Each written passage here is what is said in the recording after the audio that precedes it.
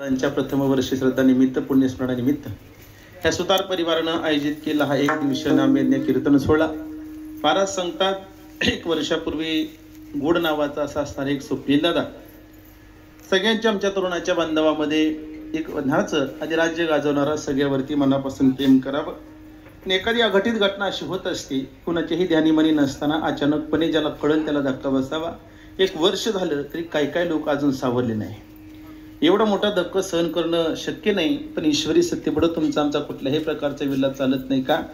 पाठीवरती पाठ देऊन आई देऊन येणारा भाव आहे, तो भाव आपल्यामधून निघून जावा. 9 महिने 9 मासाचा गोडा जिनं वाढवला, 3 वर्ष रुखमी दूध पाजलं, त्याच मुलाची प्रेत यात्रा स्वतःच्या आईच्या डोळ्यासमोरून जाणं, हे दुःख एवढं सहन करणं एवढं शक्य होत नाही. खांद्याला खांदा लावून, बापाच्या कांद्याला खांदा लावून कष्ट करावं, काबाड कष्ट करून संसाराचा गाडा पुढं पुढं हाकावा, असं ज्यांनी स्वप्न पाहिलं की आता कुठंतरी थोडंसं मी व्यक्त होण्याचा प्रयत्न करून शांत राहील, कुठंतरी विसावेल आणि माझ्या मुलांच्या खांद्यावरती कुठंतरी जबाबदारी देता येईल.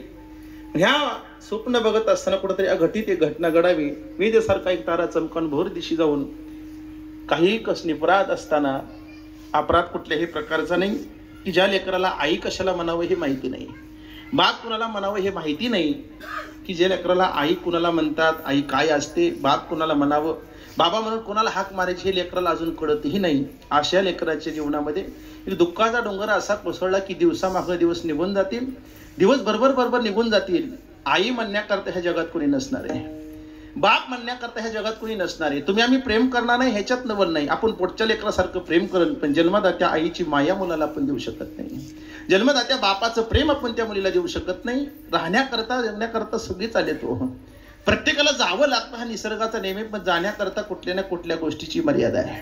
ती मर्यादा जर ओलांडून कधी गेले तर दुःखाचा आघात होत असतो. आणि एवढंही दुःख भगवंताने कोणाच्या परिवारावरती, समाजावरती, कुटुंबावरती देऊ नये.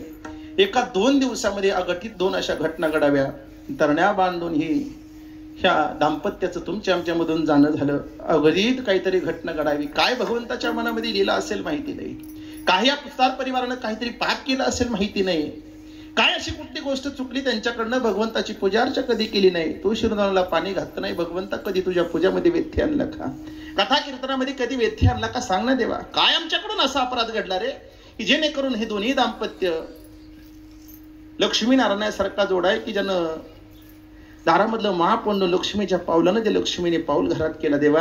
तिनाच कपाळाला कुंकवाचा मडवट भरून हीच प्रेत यात्रा माशांमध्ये नेऊन त्याचा शेवट केला.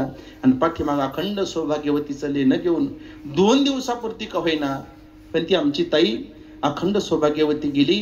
आणि पत्नीच्या जाण्याचा योग आमच्या ह्या स्वप्नील दादांना सहन झाला नाही. का महाराज, त्याग करणं इतकं सोपं नाही हो, नाही एवढं सोपं.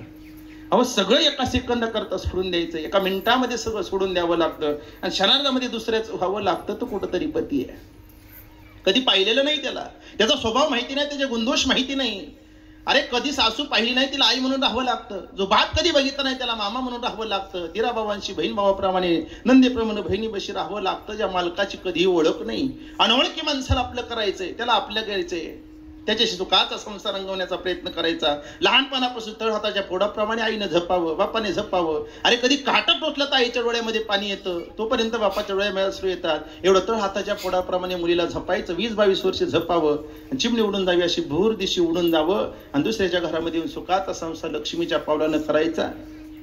त्या मालकासोबत सुखाची स्वप्न बघितली, जसं चाकाची जसे रथाला 2 चाका असतात, एक चाक निघून गेल्यानंतर तो रथ पुढचा प्रवास करणं शक्य होत नाही. आणि एवढं आमच्या स्वप्नील दादानं मनाला लावून घेतलं का, आणि तिनं माझ्याकरता हे सगळं सोडले. बाप सोडला ह्याच्यात नवल नाही, आई सोडली ह्याच्यात नवल नाही, भाऊबंद सोडले ह्याच्यात नवल नाही. अरे, गाव सोडलं, घर सोडलं माहिती नाही, अरे सगळं सोडलं नव्हे, बापाचं नाव फोडलं, आणि माझ्या पाठीमागं, तिच्या पाठीमागं माझं नाव लावलं. एवढा मोठा त्याग करून ती मुलगी बापाचं घरदार सोडून, गाव सोडून, सगळी अवस्था सोडून माझ्या घरामध्ये आली, क्षणार्धामध्ये माझी झाली, जिनं माझ्याकरता जीवन व्यतीत केलं. आणि गोंडस एका मुलीला जन्म द्यावा, आणि अगतीत काहीतरी घटना अशी निघून जावी, क्षणार्धामध्ये नजरेची पापणी पडावी, एवढ्या क्षणात दिशी उडून गेले. ती कधी न दिसण्याकरता नाही वियोग सण झाला का.